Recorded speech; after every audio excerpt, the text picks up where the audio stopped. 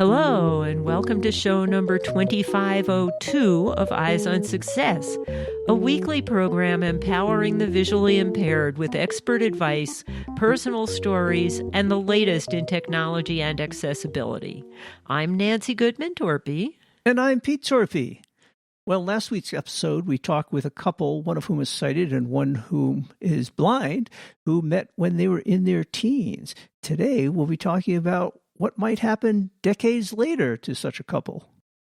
We didn't even meet until we were 30. And at this point, we've been married for 41 years.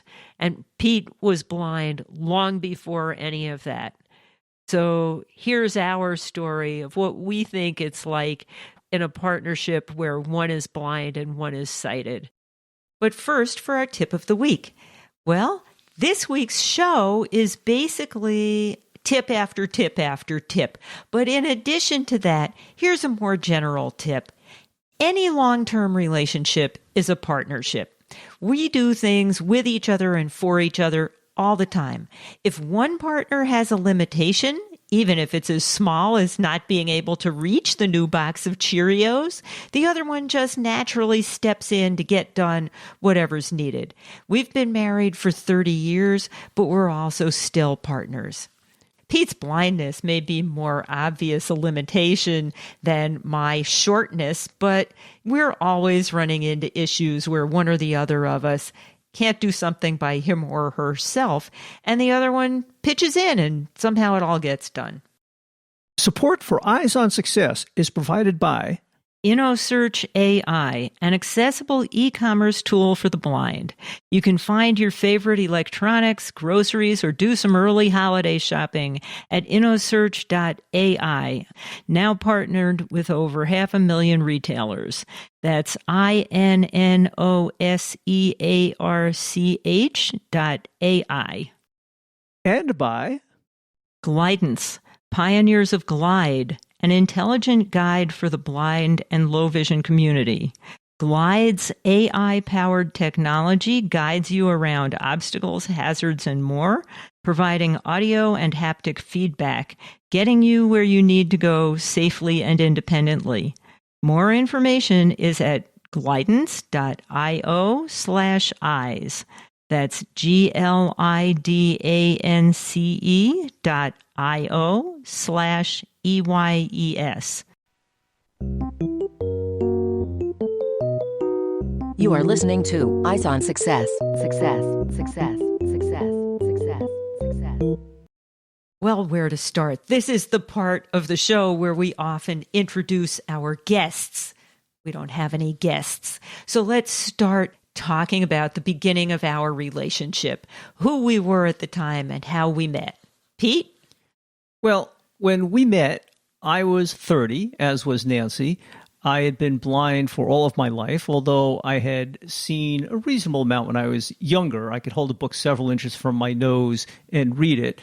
But by the time I was up in Rochester, I was working for Xerox, and I used a cane to get around, although I had enough vision to see the side of the sidewalk so I could navigate a little bit easier. I lived alone. I carpooled to work. I had a job as a research scientist. And in living alone, I did my own cooking and cleaning and walked to the supermarket on weekends with a backpack on my back and a list for the grocery store. And they would always have someone help me do my groceries. And I was pretty independent. Many of the same things that Pete just said about himself could be said about me. I was also 30. I had a job as a research scientist at Xerox, but I didn't really have any visual limitations, although I've been wearing eyeglasses since I was 3. With corrective lenses, I can see just fine. In fact, we had many ways in which to meet when Nancy first showed up in Rochester. In graduate school, we had each independently taken up American contra dancing, which is very similar to American square dancing, but in different shapes, and also very similar to English country dancing. And it turned out when we each got to Rochester, we each found the local contra dance group, and that's where we found each other. Support for Eyes on Success comes from our listeners and corporate sponsors. For more information about airing promotional items on the show, send an email to hosts@eyesonsuccess.net. This week's focus topic is what life is like for the partner of a blind person. Most of our listeners have visual impairments themselves. Maybe you want to go grab whoever you're living with and get them to listen to this part with you.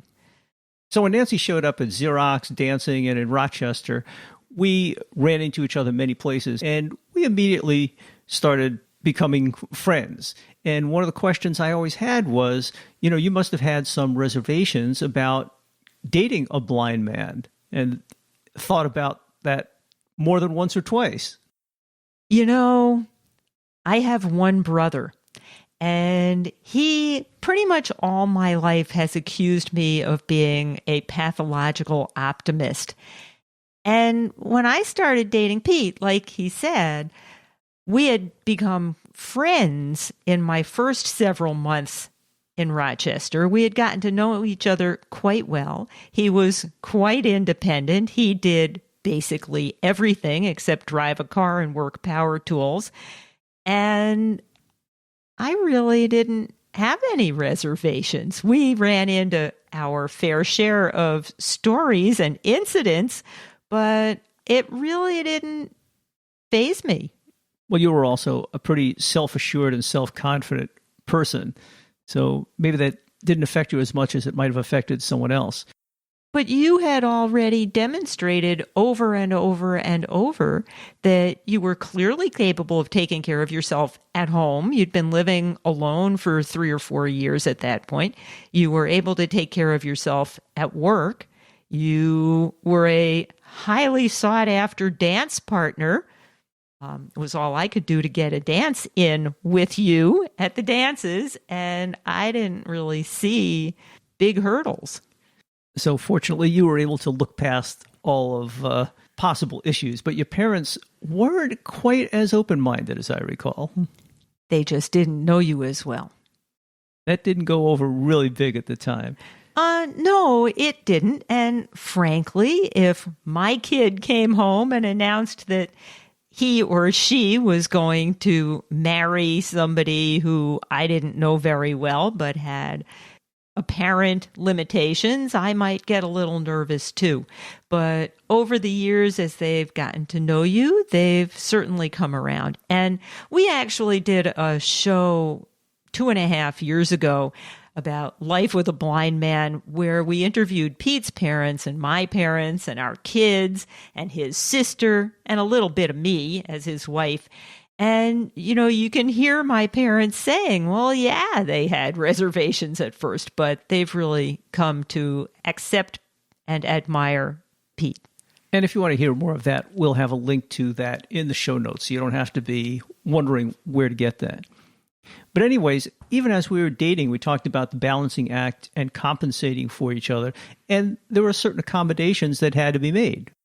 When we went most places, I didn't do the driving. I did. I still do.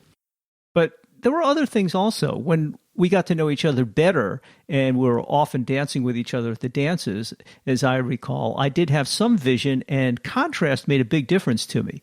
So how did you take advantage of knowing that? I made sure to wear bright dresses that contrasted with the color of the walls. In fact, I enjoy sewing. It's one of my hobbies. And I made myself a couple of dresses, and they were perfect because they were really bright and they contrasted with the walls. And sure enough, the dance group moved to another building, and wouldn't you know, the dresses didn't contrast with the walls anymore. So that was disappointing. But I always managed to find something that he could see a little bit better than average. One thing I did do, if you're the partner of somebody who's got low vision, is I made sure to wear a lot of solid colors, because if my entire shirt was one color, then to Pete, it looked like it was that color. But if it was striped or any other print, then all of those colors blended together and it just looked like gray or brown. And then even though it might look bright to someone with normal vision, to somebody with low vision, it looked really drab. And so I avoided that. But now that he can't see anything, I can wear whatever I want. There was one thing about our dating that was kind of fun. Pete was very chivalrous. And after a date, he would always walk me home to my front door, which was all of a couple of blocks away from his apartment. You were supposed to do that, right? I thought that was very sweet. And well, after I walked her home, there was a street I had to cross in order to get myself back home where there wasn't a traffic light and there was a fair amount of traffic. And I was always nervous about crossing that street. So after I walked her home, all the way to the door, she would walk me to the corner of that street, make sure I got across the street okay, and we'd wave and I'd continue on my way and she'd go back to her home. But he tried. Anyway, after we got married, the way we work around the house is also very interesting. And again, we compensate for each other. Some of it is vision and some of it is other things. You always talk about how when we're doing fix-it projects around the house, that in our case, the eyeballs are not connected to the muscles. When it comes down to lifting and pulling and pushing heavy things around, Nancy often likes some assistance. Well, she can see where the objects are going, but I can't. So she's essentially driving me around. Yeah, it's great. It's like running a remote-controlled car. Right. But Nancy loves to do fix-it projects around the house. And again, I'll help out with some of the ones that she's not comfortable using if they require more strength. But I stay away from things like saws and nasty things that can do me damage. But you're always very good about cleaning up after I've made a mess doing these fix-it projects. And that's time consuming too. So even though he maybe isn't involved in the drilling and the hammering and the sawing and all of that stuff, just knowing that he's available and good-natured about cleaning up whatever mess I've made, that's a big help. And likewise in the kitchen, Pete doesn't like to cook. I know he can. He's actually done it for me a few times. I'm great at yogurt and cereal. Yeah, like I said. No, I actually can cook, but I just don't enjoy it. So she predominantly cooks, and I predominantly clean up. I kind of like that. I can stay in one place right by the sink. Although when you had your shoulder surgery and you couldn't use your arm for several months, I did the cooking, and that's just the way it worked. And we graciously accepted kind offers from many friends to make meals for us. So even when it comes to cleaning the house, the way we'll partition tasks is Nancy will often do the dusting and the things that involve a lot of moving around the house or delicate work when it comes to dusting little fragile items around the house.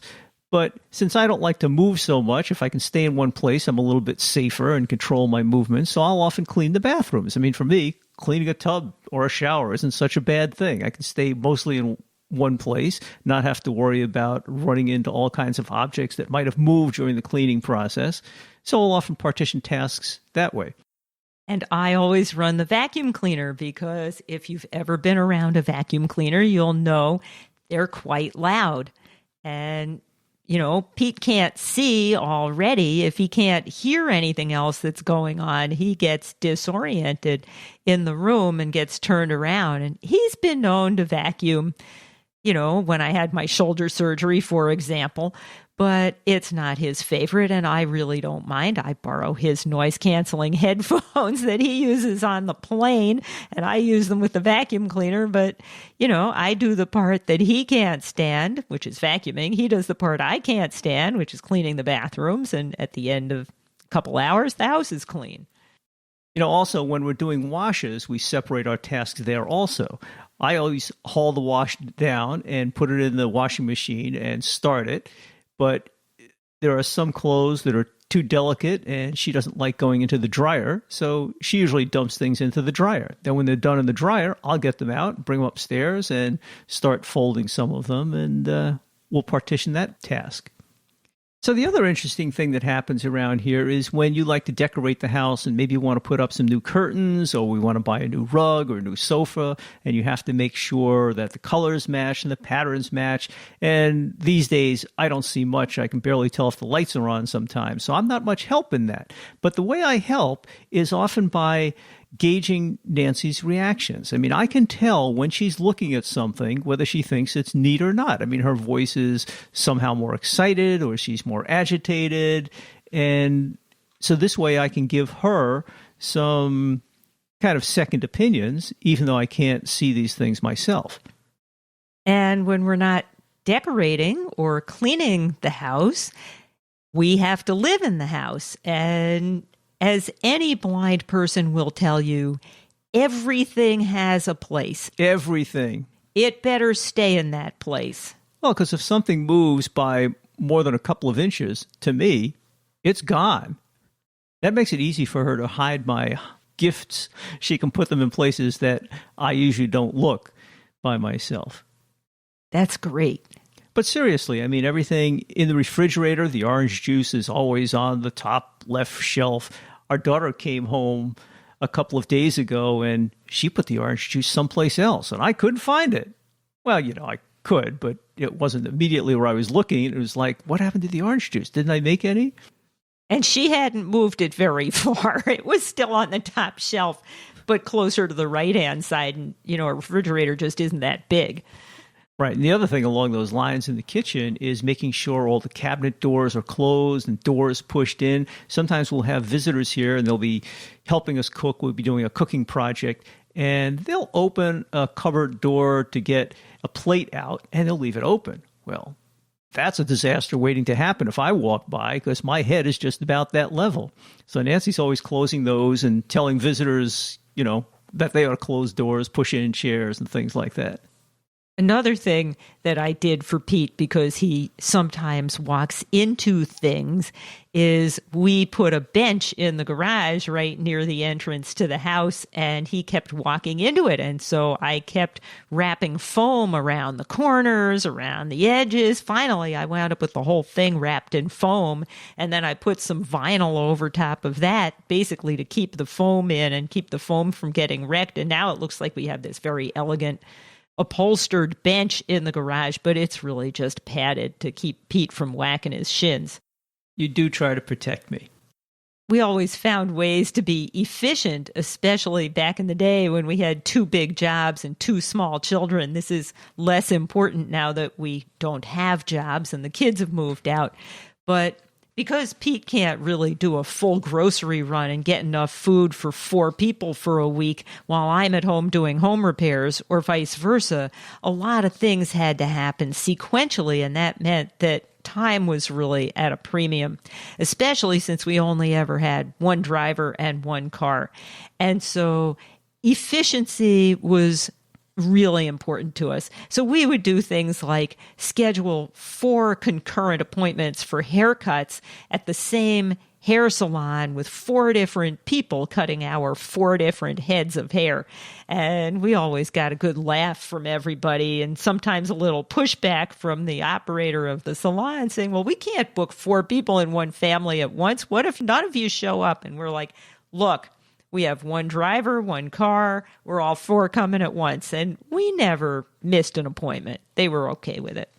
The other thing we always did was made sure to arrange carpools with the parents of the other kids. And even though they didn't initially see the need for a carpool, once they tried it, they were all converts. They loved it. You are listening to Eyes on Success. Success, success, success, success, success. Now for this week's final item. Well, life isn't all full of practicalities. Sometimes you have to have fun. And for this segment, we'll be talking about playing and things that we do just because they're enjoyable. Well, a lot of our activities are very active. As we said, we met dancing, but shortly after we got together, we were running and hiking and biking and doing all kinds of things. And in doing those activities, we always have to make some kind of accommodations. For example, I can't bicycle by myself. We bought a tandem bicycle. And then after some number of years, I got carpal tunnel from doing too much computing at work. And so although we always had a tandem because of Pete's limitations, we needed a recumbent because of mine. So we bought a recumbent tandem bicycle, which is a pretty uncommon sight. And we get all manner of comments when people see us on this thing. But it sure was a lot of fun. And then we also make accommodations when we go hiking. So I've learned to hike with a lecky, which is a strong kind of pole that people use for hiking or sometimes for cross-country skiing, and it's adjustable in length. But I find that I use that half as a cane with one hand and half for a little bit of stability if I step on a rock that isn't quite sturdy enough or shifts around. And then my other hand I put on Nancy's shoulder, and I'll follow back and forth. Well, and the other thing is when we're hiking, the terrain is, shall we say, less predictable than on a sidewalk. And so we'll come upon obstacles that require a little bit of forewarning. So we've developed a little lexicon of terms of things that are really important to convey to Pete. So if there's a low-hanging branch, I'll just tell him to duck. And I don't often distinguish between rocks and roots and other manners of unevenness. I'll just tell him there's a lump coming up. The other thing that kept us very active was having children, and our son loved to play football. Well, that wasn't the best of sports for me, but it turned out we worked that out also. I was always the quarterback, and I would give him these interesting plays where he'd go out and count to 2, and then on 3, cut over this side, and then move back to the other side. And I would just start him off, and he'd go 1, 2, 3, 4, and we had to agree to throw on a certain count, and I'd throw it where he ought to be. And that's how we used to play football. Now, occasionally, if it was just our son and me, he would run the ball back to me. But sometimes Nancy would come with us and we'd run around the block doing this, and then he would throw the ball back to her. I always brought a baseball mitt because the kid threw the ball so hard it would hurt to catch it. He had a strong arm. Yeah. So we made accommodations playing. My latest endeavor is to be in a jazz trio with some retired friends from work. And so we thought we'd invite Cy and Mike to talk about what it's like playing music with Pete and what kind of accommodations they need for that. So can you guys just introduce yourselves? Okay, my name is Cy Edmonds, and I'm the bass player in the Peter Torpy Trio. And I'm Michael DiLuzio. I'm the guitar player. And who are you? Oh, I'm Pete Torpy, and I'm the piano player. You guys have been playing together for 30 years in various formats. What stories or experiences or memories do you have about anything that might have been impacted in your playing together because the piano player is blind? Well, there's some technical things like the fact that he can't read music, so we can't distribute the music that way. It has to be worked around. That has been a major non-problem, I would say, and that isn't really trouble at all, but we do have a different process for conveying, what music we're going to play. Yeah, but the sheet music part of it actually got me into one of the programs that Pete uses, because that's the way we share music back and forth. So, which program is that, Mike? That is Band in a Box.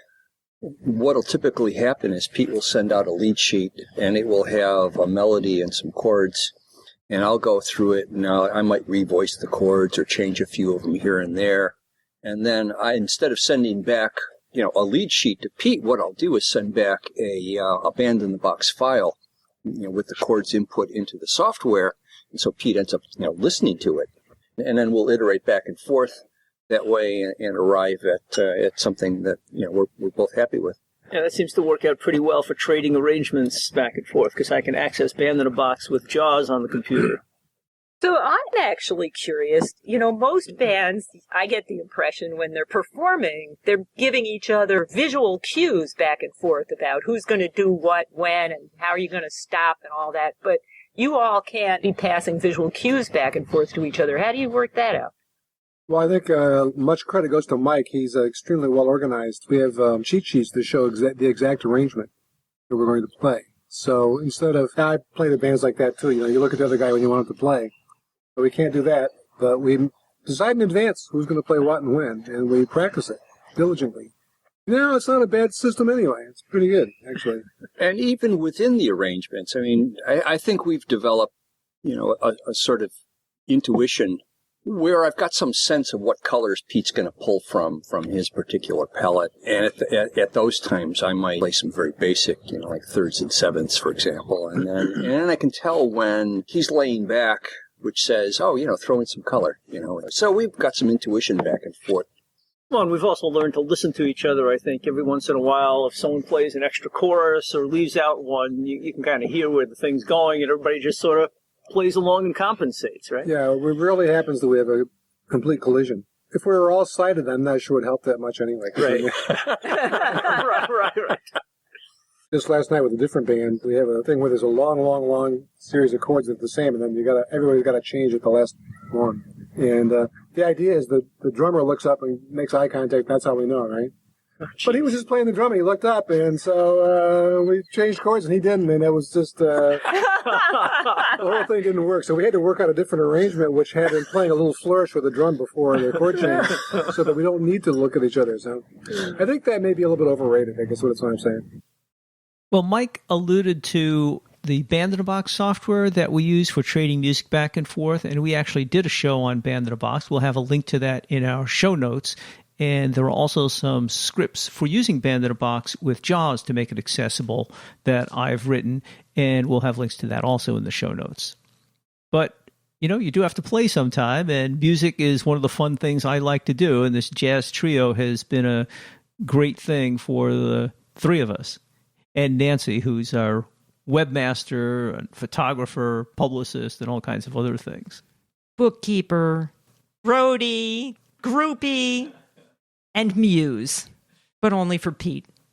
So I think you've heard a little bit about us and how we balance out each other in our lives. And as Nancy said, we've been together for just a touch over 30 years, and it's all been wonderfully enjoyable. And I think it turned out that it was okay. I wasn't reluctant to marry a blind man. Nothing really bad ever happened. Nothing you couldn't fix with a steri-strip or a Band-Aid. Oh, I've gotten really good with steri-strips and Band-Aids. Unfortunately, I've had lots of experience. Well, this was a repeat of a show from a fairly long time ago, but pretty much everything in it is still true. We're still together, you'll be relieved to know.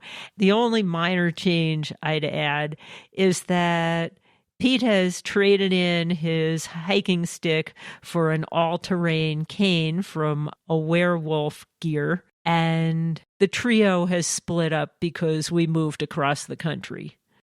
Anyway, people should always check out the show notes associated with each episode. There's lots of contact information in there and additional resources. So, for example, this is episode 2502. If you check on the show notes for that, you'll find some useful information there. I hope people make use of that. That's it for today's show. Next week on Eyes on Success, we'll be talking about the Blind Institute of Technology, or BIT, which empowers people with disabilities through skill development training and career placement. We'll talk with Christy Schenderline, Director of Operations at BIT, about their innovative programs, their funding model, and the critical role of assistive technology in workplace success. And that could be a useful resource for people looking for employment. We hope we'll catch you for next week's episode. You've been listening to Eyes on Success, hosted and produced by Nancy Goodman Torpy and Peter Torpy. You can access the full archive of previous shows, subscribe to the podcast, and much more by going to our website, www.eyesonsuccess.net. If you have questions about anything you've heard on the show or have suggestions for future shows, send an email to hosts@eyesonsuccess.net. Thank you for listening and have a nice day.